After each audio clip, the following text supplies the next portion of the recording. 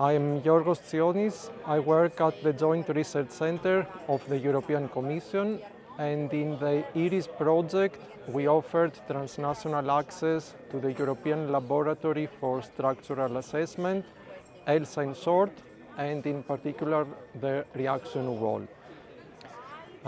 We performed two projects. One was on a masonry structure representing a cultural heritage building, and the second project was a flat slab structure where part of the structure was constructed using recycled aggregates.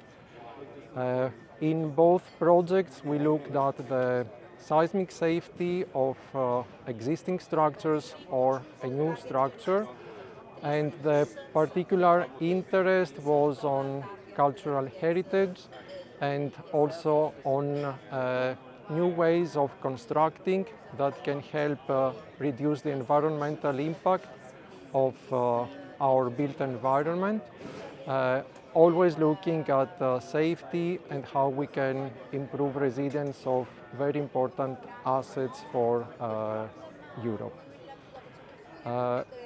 Both projects can have a contribution for the European standards for the design and assessment of structures, the Eurocodes, as many know, that are used not only in Europe but in several other parts of the world.